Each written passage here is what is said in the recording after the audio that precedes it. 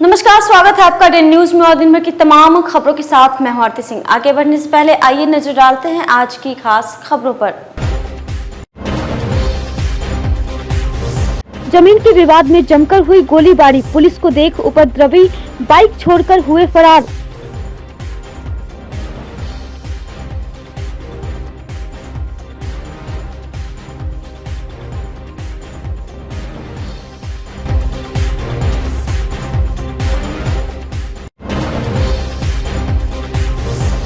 शराब तस्करी कर रहे डिलीवरी बॉय को उत्पाद विभाग ने किया गिरफ्तार।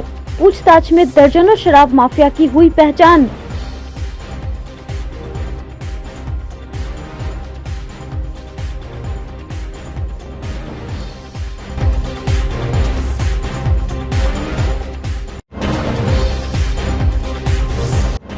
और अनियंत्रित होकर आलू प्याज से लदा ट्रक पलटा, लोगों ने खूब लूटा आलू प्याज।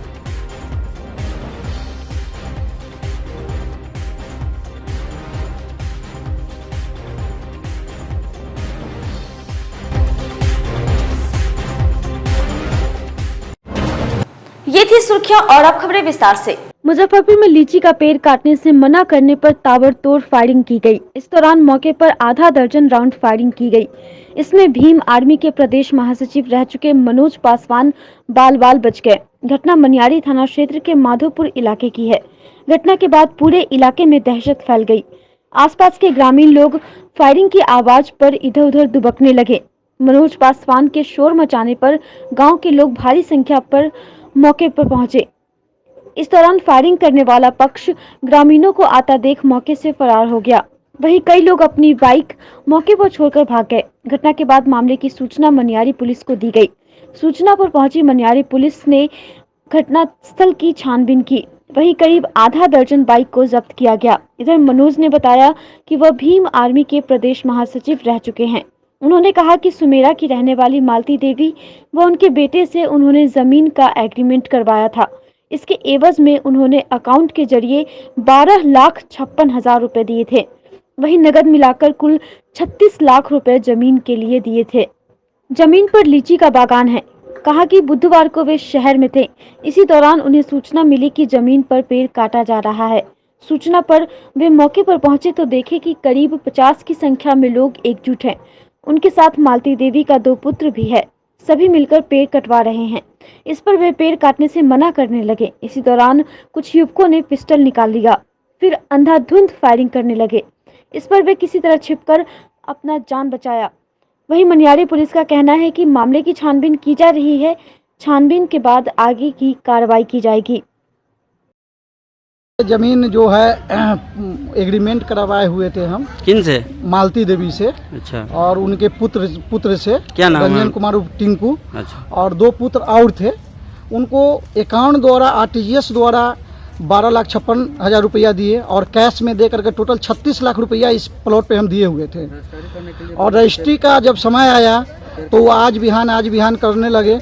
अचानक ही प्लॉट के हम टाउन में थे, मालूम चला कि प्लॉट पे लीची कट रहा है। हम लोग के कोई जानकारी नहीं मिली और यहाँ आए तो देखे अज्ञात 50 आदमी, टिंकू और 2 भाई उसके साथ और था, आकर के पेड़ कटवा रहा था। हम आए मना करने के लिए। 50 आदमी ऐसे देखे कि अपना डंडा लाठी लिए हुआ था। उसके बाद मना करने के क्रम में 3-4 गो लड़का है से पिस्टल लेकर के उधर से चलाना चालू कर दिया। मालती देवी कहाँ की रहने वाली है? सुमेरा। अच्छा, तो पिस्टल से आप पर फायरिंग हुआ है? जी। अच्छा, कैसे हम जान बचाए हैं सर। आपने मनियारी थाना को सूचित किया? जी, थाना प्रभारी के तुरंत हम सूचित किया कि सर इस तरह का कांड हो गया है मेरे साथ, कि जल्द से जल्द थाना के भेजा जाए। घटना हुआ पहले से तो हम नहीं थे यहाँ पर, लेकिन गोली का जब आवाज सुने ना हम लोग तो गांव वाला से दौड़ के आता है। यहाँ पर लाठी छोटा 2-4 छोटा चला यहाँ पर, तब भागे सब लोग। किन पर गोली चला है? मनोज जी पर चला था।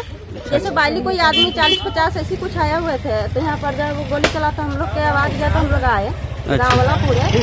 उसके बाद हुआ जो हम लोग यहाँ तो सब कुछ गाड़ी लेके भागे, कुछ छोड़ के भागे। 6 गाड़ी यहाँ पर बरामद है और इससे आगे हम नहीं जानते। अपर मुख्य सचिव के पाठक के निर्देश के बाद उत्पाद विभाग ने सख्ती बढ़ा दी है और होम डिलीवरी करने वालों पर कड़ी कार्रवाई की जा रही है। इसी क्रम में होम डिलीवरी करने वाले को आमगोला क्षेत्र से गिरफ्तार किया गया है। दरअसल मद्य निषेध विभाग के अपर मुख्य सचिव के पाठक ने कुछ दिनों पहले मुजफ्फरपुर में समीक्षात्मक बैठक की थी, जिसमें कई जिलों के अधिकारी शामिल हुए थे। उसमें उन्होंने निर्देश दिया था कि होम डिलीवरी पर सख्त कार्रवाई की जाए और होम डिलीवरी को रोका जाए, क्योंकि होम डिलीवरी से शराब तो कम मिलती है लेकिन बदनामी ज्यादा होती है, इसलिए इस पर कठोर कार्रवाई की जाए। इसी को लेकर गुप्त सूचना के आधार पर उत्पाद विभाग की टीम ने बड़ी कार्रवाई की है। उत्पाद विभाग की टीम ने होम डिलीवरी करने वाले गैंग का खुलासा किया है और उसके सदस्यों को गिरफ्तार भी किया है। कल रात्रि गुप्त सूचना मिली कि आमगोला फ्लाईओवर के नीचे एक शख्स शराब की डिलीवरी कर रहा है, तो सूचना पर तुरंत कार्रवाई करते हुए घटनास्थल पर टीम पहुंची और ये व्यक्ति हाथ में झोला लेकर के ग्राहक का इंतज़ार कर रहा था।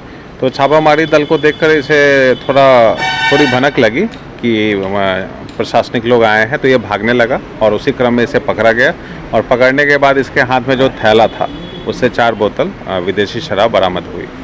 तो होम डिलीवरी का रैकेट का कैसे क्या कुछ चला था? हाँ, पूर्व में सूचना थी कि ये डिलीवरी बॉय है, घर घर जा करके एवं चौराहे पे खड़े होकर के शराब देता है, बेचता है। तो इससे पूछताछ की गई है और इसने कई लोगों के नाम बताए हैं जो उसके रेगुलर कस्टमर हैं, और कुछ नाम इसने सप्लायर का बताया है जिससे ये शराब लेता है और इसे उसके एवज में कुछ पैसा मिलता है। होम डिलीवरी पर कितना असर पड़ेगा? ये शहर के बीच आमगोला शहर का केंद्रीय स्थल है और वहाँ पर ये शराब की डिलीवरी करता था, तो एक सप्लाई चेन को तोड़ने में इस कार्रवाई से मदद मिलेगी। मुजफ्फरपुर में बुधवार की सुबह एक ट्रक हाईवे किनारे 10 फीट नीचे पानी भरे एक गड्ढे में जा पलटी। ट्रक में लदा आलू, प्याज और टमाटर पानी में गिर गया। वहीं ट्रक चालक और उपचालक ने कूदकर अपनी जान बचाई। हादसे में दोनों घायल हो गए। वहीं घटनास्थल पर जुटे लोग घायलों की मदद करने की बजाय आलू प्याज लूटने में जुट गए। घटना जिले के मनियारी थाना क्षेत्र के टोल प्लाजा के पास की है। घायलों की पहचान चालक रोहित और उपचालक मोहित के रूप में हुई। दोनों यूपी के कानपुर के रहने वाले हैं। हादसे के बाद घटनास्थल पर जुटे लोगों ने दोनों घायलों की मदद करने के बदले सब्जी लूटने लगे, जिससे जितना बन पड़ा उतना लोगों ने समेट लिया। वहीं घायल चालक और उपचालक दोनों खुद ही स्थानीय निजी अस्पताल में इलाज के लिए पहुंचे। घटना की सूचना पर मनियारी थाना पुलिस मौके पर पहुंची। ट्रक को निकालने की कवायद शुरू कर दी गई है। सूचना पर पहुंची पुलिस ने बताया कि ट्रक यूपी के कानपुर से आ रही थी। उसमें आलू, प्याज और टमाटर लदा था। इसे मुजफ्फरपुर के नारायणपुर में उतारना था। इसी क्रम में मनियारी टोल प्लाजा के समीप एक अनियंत्रित पिकअप को बचाने के चक्कर में ट्रक हाईवे किनारे 10 फीट नीचे पानी भरे गड्ढे में जा पलटी। ट्रक यूपी नंबर का है। घटना क्या, रात में कंटेनर वाले ने ओवरटेक मार दिया सामने से। कहाँ से आ रहे थे? हम आ रहे थे काम पे। तो इधर जाना कहाँ था? नारायणपुर। क्या क्या लदा हुआ था गाड़ी पर? आलू प्याज। सूचना मिला है कि आलू प्याज की गाड़ी एक पलट गई है। कहाँ पर? ये स्कूल के सामने स्टूडेंट स्कूल, एक पब्लिक स्कूल के सामने है जी, और उसी को सुरक्षा में लगे हुए हैं। पब्लिक लोग लूट रहा था। अच्छा। तो सुरक्षा में लगे हुए हैं हम लोग। बुधवार को मुजफ्फरपुर जिले में एक निजी विद्यालय का वीडियो तेजी से वायरल हो रहा है। वायरल वीडियो में कुछ परिजन प्राचार्य के साथ बकझक करते दिख रहे हैं। वीडियो में प्राचार्य फीस के लिए परिजनों पर दबाव डाल रहे हैं। वहीं परिजनों के द्वारा छोटे छोटे बच्चों को इस प्रकार पनिशमेंट दिए जाने का विरोध किया जा रहा है। वीडियो वायरल होने के बाद जिला शिक्षा पदाधिकारी अब्दुल सलाम अंसारी ने स्कूल की इस कार्रवाई की निंदा करते हुए जांच का आदेश दे दिया है। फीस आपने नहीं दिया इसलिए खड़ा किया गया। क्या रीजन है? आप क्या है पहले ये बताइए। हम पेरेंट हैं स्कूल के। आप क्यों वीडियो बना रहे हैं? वीडियो बनाने का रीजन है कि वहाँ पे वो लोग खड़े हैं, दैट इज इलीगल। वीडियो बनाने का रीजन है सर, हमको एक्सप्लेनेशन चाहिए। बच्चे जो नहीं कर सकते sir, I am keeping it on. नहीं, आप मुझे ये बताइए बच्चे क्यों खड़े हैं वहाँ पे? वो क्लास में क्यों नहीं है सर? सर आप विद रिस्पेक्ट में पूछ रहा हूँ। प्रिंसिपल से तो मिलेंगे सर, बट वो स्टेज पे क्यों खड़े हैं सर? वो स्टेज पे क्यों खड़े? बच्चे से पूछते हैं। हम सर को इन्फॉर्म करते हैं। बिल्कुल कीजिए सर।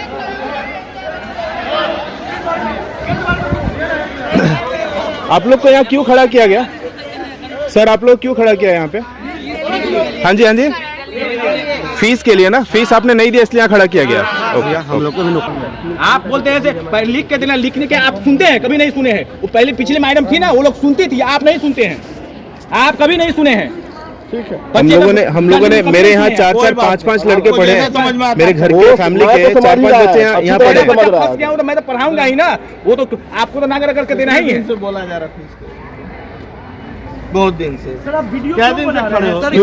वीडियो का जमाना है, सोशल मीडिया का जमाना नहीं, कोई सोशल मीडिया यहाँ स्कूल में नहीं कर सकते, बाहर रोड पे जाकर करिए। We are here to discuss and we want to मैदान में खड़ा करवा दिया गया है। हाँ, मैंने देखा हूँ, वायरल हो रहा है एक, और फीस के लिए खुले मैदान नहीं है बल्कि शेड पर एक है, और उसको चबूतरा कहा जा सकता है। चबूतरा के ऊपर शेड भी है, बच्चे हैं, और फीस के लिए बच्चे बोल रहे हैं कि हम लोगों को बाहर किया गया है। हम लोग जांच करेंगे और जो भी उचित कार्रवाई होगी। मगध विश्वविद्यालय में हुए बीते दिनों निगरानी टीम की कार्रवाई के बाद बुधवार को छात्र राजद के पूर्व प्रदेश महासचिव चंदन यादव ने विश्वविद्यालय अतिथि गृह में प्रेस वार्ता आयोजित कर बिहार विश्वविद्यालय के कुलपति पर कई गंभीर आरोप लगाए। कहा कि बिहार विश्वविद्यालय में हो रहे सभी प्रकार के भुगतानों की जांच विशेष निगरानी इकाई की एक टीम भेजकर सरकार अविलंब जांच कराए और जांच पूर्ण होने तक कुलपति के सभी अधिकार समाप्त कर किसी अन्य व्यक्ति को पदभार सौंपा जाए।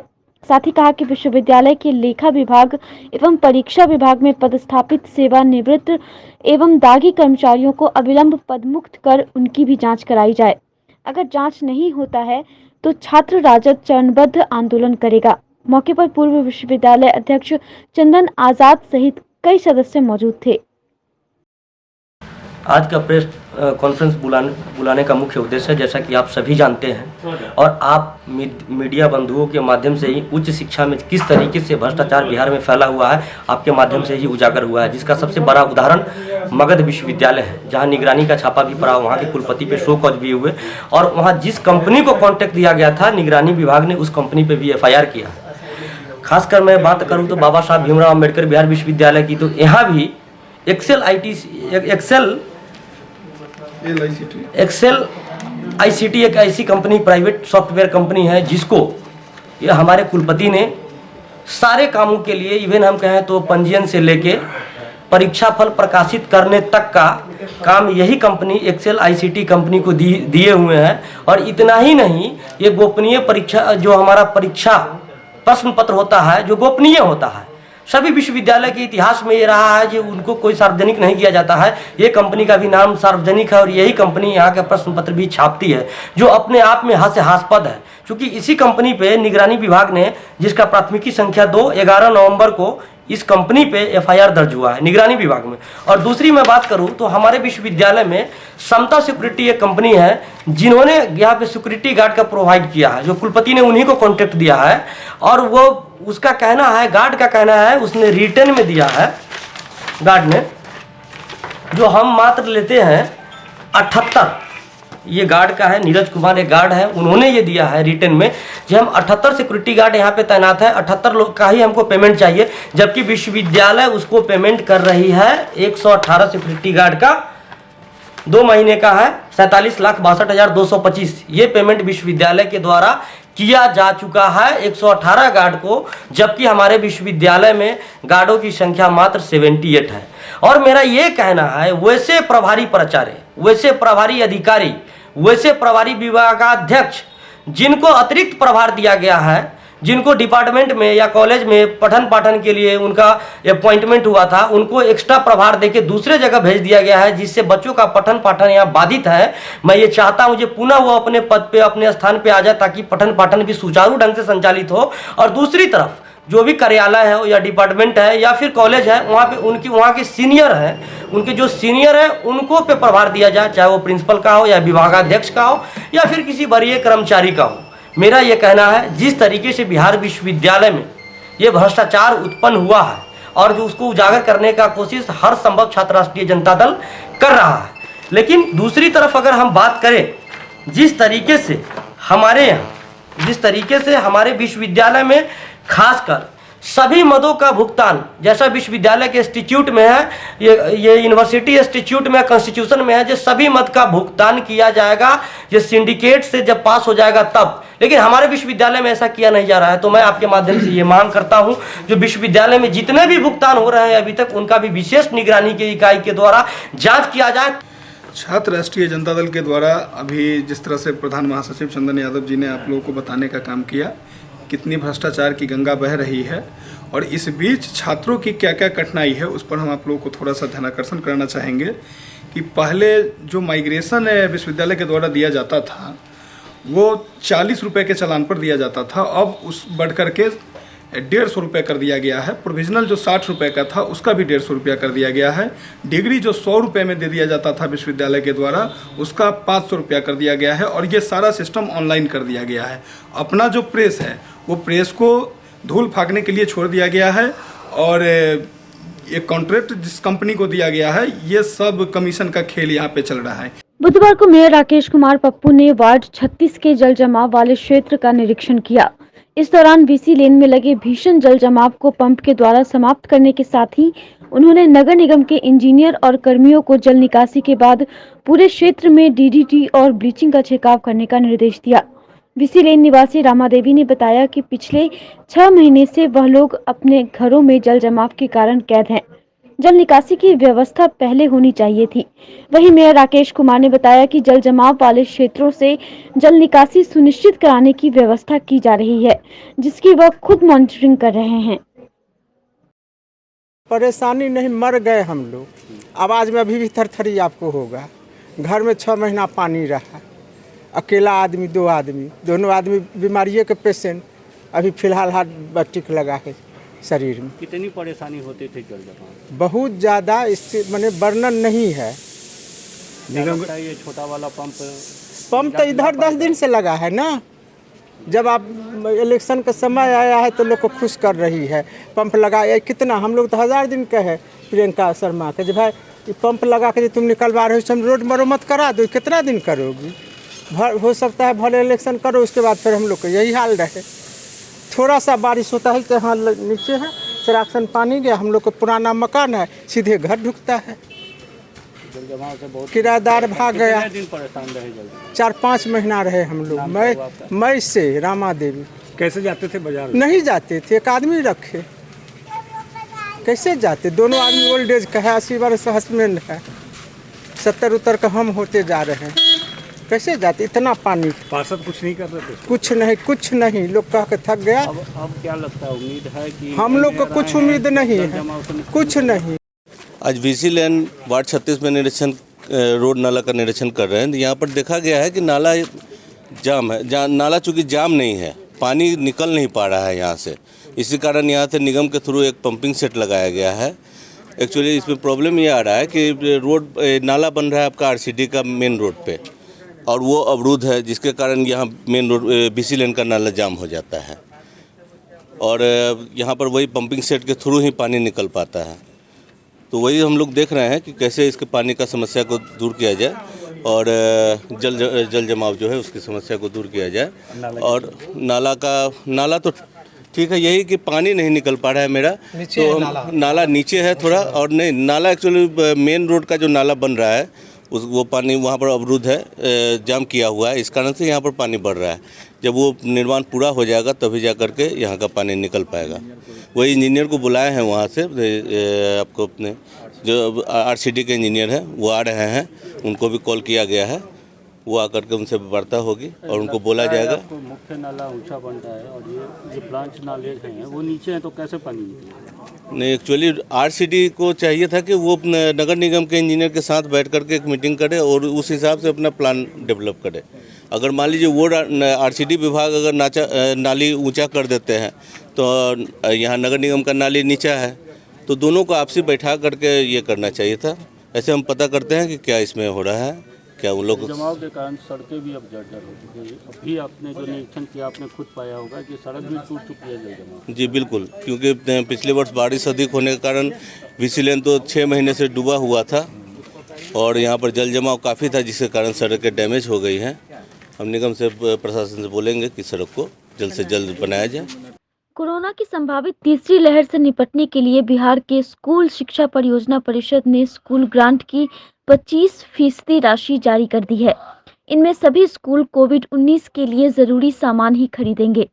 परिषद की ओर से जारी की गई कोविड-19 की 25% राशि से प्राचार्य अपने स्कूल में लड़के और लड़कियों के अलग अलग शौचालय बनवाने से लेकर उनमें हाथ धोने की उचित व्यवस्था और इसके अलावा स्कूल में पीने के पानी की सुविधा उपलब्ध कराना शामिल है। वहीं स्कूल में अगर थर्मल स्कैनर नहीं है तो 150 बच्चों पर एक थर्मल स्कैनर और हैंड सैनिटाइजर, हाथ धोने के लिए साबुन और सफाई के लिए आवश्यक सामान की खरीदारी कर सकेंगे। जिला शिक्षा पदाधिकारी अब्दुल सलाम अंसारी ने बताया कि कोरोना की तीसरी संभावित लहर को लेकर सभी तैयारियां पूरी कर ली गई हैं। वैसे जिले में एक भी संक्रमित मरीज नहीं मिला है, पर विभाग अपनी ओर से पूरी तरह से तैयारियां कर रही है। शिक्षा विभाग कोरोना के प्रति शुरू से ही सजग रहा है और पहली बार जो 2020 में आया, पुनः 2021 में हम लोगों ने काफ़ी सावधानी बरती। सभी विद्यालयों में हम लोगों ने शुरू से ही एहतियात बरती, बच्चों को छुट्टी दे दिया गया। पुनः शिक्षकों को अल्टरनेट आने की भी व्यवस्था हुई। जब ये बीमारी काफ़ी बढ़ी तो पूरी तरह स्कूल बंद कर दिया गया। अभी थर्ड लहर का स्टार्टिंग है। अभी तक राज्य में कोई ऐसी सूचना नहीं मिल रही है, फिर भी हम लोग काफ़ी अलर्ट हैं। अगर बीमारी बढ़ती है, ये लहर आगे बढ़ता है तो उसी अनुसार हम लोग पुनः जो है बेहतर से बेहतर विद्यालयों में इसके एहतियात बरतेंगे। बुधवार को सूचना एवं प्रसारण मंत्रालय, भारत सरकार के रीजनल आउटरीच ब्यूरो द्वारा कोविड-19 से बचाव को लेकर जागरूकता रथ को civil surgeon doctor Vinay Kumar Sharma के द्वारा सदर अस्पताल से हरी झंडी दिखाकर रवाना किया गया। इस जागरूकता रथ पर कोविड-19 से बचाव को लेकर कव्वाली कलाकारों की टीम मौजूद है, जो जिले के विभिन्न प्रखंडों में जाकर 4 दिनों तक जागरूक अभियान चलाएगी। Civil surgeon doctor Vinay Kumar Sharma ने बताया कि यह जागरूकता रथ कोविड-19 वैक्सीनेशन की रफ्तार बढ़ाने में मदद करेगा। अभी मुजफ्फरपुर जिले में कोविड-19 वैक्सीनेशन का फर्स्ट डोज 69% और सेकेंड डोज 73% पूरा हो चुका है। ओमिक्रॉन के खतरे को देखते हुए बाहर से आने वाले यात्रियों को रेलवे स्टेशन पर जांच और वैक्सीनेशन की व्यवस्था की गई है। भारत सरकार के सूचना एवं प्रसारण मंत्रालय का ये जागरूकता रथ जो है विभिन्न क्षेत्रों में जाएगा और लोगों में टीकाकरण के प्रति जागरूकता पैदा करेगा। अभी हम लोग जान रहे हैं कि तीसरे वेव का खतरा है, तो जितनी जल्दी हम सारे लोगों को टीकाकृत कर दें, उतना ही जल्दी हम जो है इस पर कंट्रोल पा सकेंगे और तीसरे वेव की संभावना को हम लोग समाप्त कर सकेंगे। अब जो गांव में लोग हैं छूटे हुए, वो प्राय रेसिस्टेंट लोग हैं, जो कि नहीं लेना उन लोग नहीं लेना चाह रहे हैं, वो इनकार के शक्ल में है। हम लोग भी प्रयास कर रहे हैं और इस जागरूकता रूप से उनमें जागृति आएगी और वो लोग जब वैक्सीनेशन उनका होगा तो निश्चित रूप से काफ़ी फ़ायदा होगा और फिर हम लोग सारे लोगों को वैक्सीनेट कर पाएंगे और इसके कारण से जो है हम लोग तीसरे वेव की संभावना को न्यूनतम कर देंगे। ओमिक्रॉन का एक नया खतरा आ गया है सर, तो उसको लेकर वैक्सीनेशन का भी अपने मुजफ्फरपुर जिले में क्या रफ्तार है? हमारे मुजफ्फरपुर में फर्स्ट डोज जो है 69% से ज़्यादा हो चुका है लोगों को और सेकेंड डोज जो है 73% के लगभग है। अभी भी कुछ लोग फर्स्ट डोज के लिए छूटे हुए हैं और जैसे जैसे ड्यू हो रहा है हम लोग सेकेंड डोज को देने का प्रयास कर रहे हैं। और सिखों के 9वें गुरु तेग बहादुर जी के 346वां बलिदान दिवस पर नागरिक मोर्चा, बिहार विचार मंच एवं श्री नवयुवक समिति ट्रस्ट के संयुक्त तत्वाधान में शहीद भगवान लाल पुस्तकालय भवन में श्रद्धांजलि सभा का आयोजन किया गया, जिसमें मोर्चा के महासचिव मोहन प्रसाद सिन्हा, अधिवक्ता मुन्नी चौधरी, सरदार जोगेंद्र सिंह गंभीर, कवित्री सविता राज सहित उपस्थित लोगों ने उनके चित्र पर पुष्प चढ़ाकर श्रद्धा सुमन अर्पित किया।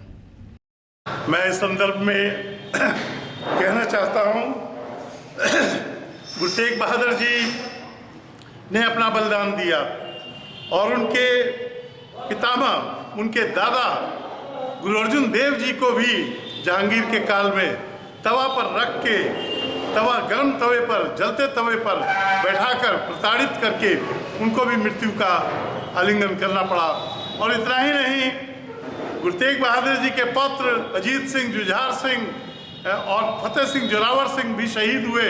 अजीत सिंह जोरावर सिंह, अजीत सिंह जुझार सिंह, जबकि यहाँ पर हुए आपके चमकौर युद्ध में शहीद हुए, युद्ध करते करते मारे गए। और फतेह सिंह जोरावर सिंह को दीवार में चुन दिया गया। और गुरु गोविंद सिंह जी का बलिदान उन्होंने एक हिंदू धर्म का एक उत्कृष्ट रूप, हिंदू धर्म का एक संवर्धित रूप खालसा पंथ के रूप में दिया, जो आज सारे दुनिया में एक मार्शल कौम के रूप में सिख धर्मावलंबी सुविख्यात है। श्री गुरु तेग बहादुर जी महाराज की आज 346वां बलिदान दिवस है, जिसे हम शहीदी गुरु पर्व के रूप में जानते हैं। आज से 346 वर्ष पूर्व हिंदुस्तान की धर्म और संस्कृति के रक्षार्थ हिंदू धर्म रक्षक, हिंद के चादर संत शिरोमणि श्री गुरु तेग बहादुर जी महाराज ने दिल्ली के चांदनी चौक पर धार्मिक स्वतंत्रता के लिए, कट्टरवाद को खत्म करने के लिए, जबरन धर्म परिवर्तन कराने के खिलाफ औरंगजेब से सामना करते हुए उन्होंने अपने आप को बलिदान कर दिया था।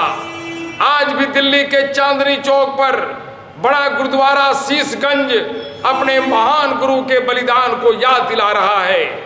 आप कभी दिल्ली के चांदनी चौक पर जाएं तो उस ऐतिहासिक गुरुद्वारा में माथा टेके दर्शन करें और वहां सेवादार ग्रंथी लोगों से पूछें किस गुरुद्वारा का नाम शीशगंज क्यों पड़ा। उन्होंने शीश का बलिदान दिया था, इसलिए उस गुरुद्वारा का नाम शीशगंज पड़ा। मैं भारत सरकार से मांग करता हूं कि श्री गुरु तेग बहादुर जी महाराज के बलिदान दिवस पर राष्ट्रीय अवकाश की घोषणा हो। एमडीडीएम कॉलेज के बीएड विभाग के छात्राएं शिक्षक बनने की पढ़ाई के साथ साथ अब नियमित योग अभ्यास भी कर रही है, जिससे कि उनके तन और मन दोनों स्वस्थ रह सके। आपको बता दें कि बीएड में फिजिकल एजुकेशन पाठ्यक्रम भी शामिल हो गया है। बीएड विभाग अध्यक्ष डॉक्टर मौसमी चौधरी ने बताया कि पढ़ाई के साथ साथ योग अभ्यास हमारे पढ़ाई और अन्य तनाव को भी दूर करता है। पूरा विश्व योग की ताकत को अपना रहा है और हमें इसे अपने दिनचर्या में शामिल करना चाहिए। हाँ, सभी को ये पता है कि हेल्थ इज़ वेल्थ एक बहुत पुरानी अंग्रेजी कहावत है कि स्वास्थ्य ही धन है। इसी बात को ध्यान में रखते हुए बीएड की छात्राएं एमडीडीएम कॉलेज की योगा अभ्यास कर रही थी, साथ में खेलकूद का भी आयोजन किया गया था। हमारी जो क्रीड़ा संबंधित शिक्षिका हैं साधना कुमारी, उन्होंने सभी छात्राओं को प्लेग्राउंड में ले जाके योगा अभ्यास कराया ताकि वो शारीरिक रूप से फिट रह सके। ऐसे भी अभी हम लोग जानते हैं कि 21 जून को अंतर्राष्ट्रीय योग दिवस जो मनाया जा रहा है वो विश्व को भारतवर्ष की ही देन है। पतंजलि जी के समय की जो बातें थी, बाबा रामदेव ने उस परंपरा को आगे बढ़ाया। इन्हीं सब बातों को ध्यान में रखते हुए छात्राओं को ले जाया गया था मैदान में, और समय समय पर इसका हर हफ्ता में रूटीन में दिया गया है ताकि बच्चे खुद पढ़ाई के साथ साथ अपने आप को फिट भी रह सके, फिट महसूस कर सके, ऊर्जावान रहे, ताकि वो उनकी जो क्रिएटिविटी है वो पॉजिटिव हो, नेगेटिव थॉट, नेगेटिव चीज़ों से वो अपने आप को बाहर कर सके। गायत्री शक्तिपीठ मुजफ्फरपुर के तत्वाधान में विवाह पंचमी के अवसर पर शक्तिपीठ के सत्संग सभागार में सुरमई शाम भगवान श्री राम के नाम का आयोजन किया गया। कार्यक्रम के पहले सत्र में शक्तिपीठ के पुरोहित आचार्य धर्मेंद्र जी ने राम दरबार एवं गायत्री माता का विधिवत पूजा करवाया। दूसरे सत्र में आकाशवाणी एवं दूरदर्शन के कलाकारों ने भक्तिमय गीतों की प्रस्तुति की, जिसमें इंदु बाला शर्मा, सपना राज और मधु व्यास ने एक से बढ़कर एक पारंपरिक गीतों की प्रस्तुति कर भक्तों को भावभीर कर दिया। मौके पर आचार्य धर्मेंद्र जी, ओम प्रकाश गुप्ता, धर्मेंद्र नाथ पटेल, उमेश कुमार सिंह सहित काफ़ी संख्या में भक्तगण मौजूद रहे। राममय होने के लिए है। सिया राम मैं सब जग जानी, करहु प्रणाम जोड़ी जुग पानी। आज का ये कार्यक्रम सुरमई शाम भगवान श्री राम के नाम रखा गया है। यह कार्यक्रम आज के युवाओं के लिए प्रेरणा एक मिले, जिससे वो अपने संस्कार को राम की तरह, और जो बच्चियां हैं वे सीता की तरह अपने को विकसित करें। इसी प्रयोजन से आज से हर प्रतिवर्ष ऐसे विवाह पंचमी के अवसर पर यह कार्यक्रम अपने मुजफ्फरपुर शक्तिपीठ पर होगा। यही नहीं, हमारे मुजफ्फरपुर जोन में 12 ज़िले हैं, 12 ज़िले के 66 शक्तिपीठों पर यह कार्यक्रम आज चल रहा है। यह कार्यक्रम हो रहा है जैसे राम और सीता मिल करके राम राज्य की स्थापना किए थे, पृथ्वी पर से अत्याचार अनाचार को समाप्त किए थे, उसी तरह से हमारे परम पूज्य गुरुदेव पंडित श्री राम शर्मा आचार्य ने युग निर्माण योजना चलाया है। और युग निर्माण योजना की सफलता के लिए यह उदाहरण स्वरूप है कि राम और सीता मिलकर कैसे राम राज्य की स्थापना किए। आज भी हम एक दूसरे से मिलकर, आज के युवा भी कंधे में कंधे मिलाकर राम राज्य की स्थापना करने के लिए युग निर्माण योजना में जुट जाए। युग निर्माण योजना का लक्ष्य है मनुष्य में देवत्व का उदय और धरती पर स्वर्ग का अवतरण। जब हम हमारे मन से दुर्गुण दूर हो जाएंगे, देवत्व आ जाएगा, तो धरती पर स्वर्ग स्वतः आ जाएगा। इसी कार्यक्रम की सफलता के लिए यह कार्यक्रम आज रखा गया है कि हम लोग राम और सीता से यह शिक्षा लें कि किस तरह से वो लोग मिल करके राम राज्य की स्थापना की। हम सभी जानते हैं कि आज के दिन ही अभी से लगभग 125 करोड़ पहले राम और सीता का विवाह हुआ था और ये मिथिलांचल की भूमि है।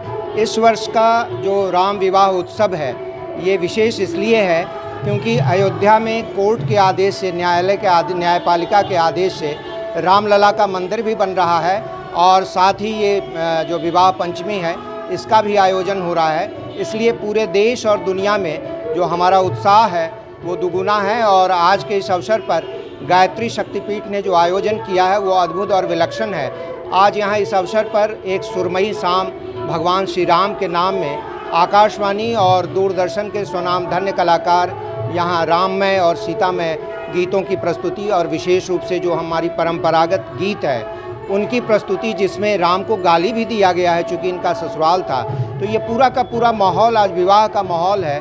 बुधवार को हिंदू युवा वाहिनी मुजफ्फरपुर के तत्वाधान में आयोजित पुरानी बाजार स्थित श्री राम जानकी मंदिर में विवाह पंचमी के अवसर पर प्रभु श्री राम और माता सीता का विधि पूर्वक मंत्रोच्चार के साथ विवाह की रस्म पूरी की गई, जिसमें मुख्य पुजारी के रूप में बाबा गरीबनाथ के महंत हिंदू युवा वाहिनी के प्रदेश अध्यक्ष मंदिर समिति अभिषेक पाठक रहे और उनका साथ देने के लिए पुजारी पंडित राघव ठाकुर एवं राम जानकी मंदिर के मुख्य पुजारी पंडित ब्रिजेश तिवारी, पंडित रिंकू तिवारी के साथ संगठन के प्रदेश उपाध्यक्ष योगी अभिषेक राज सहित काफी संख्या में लोग मौजूद रहे।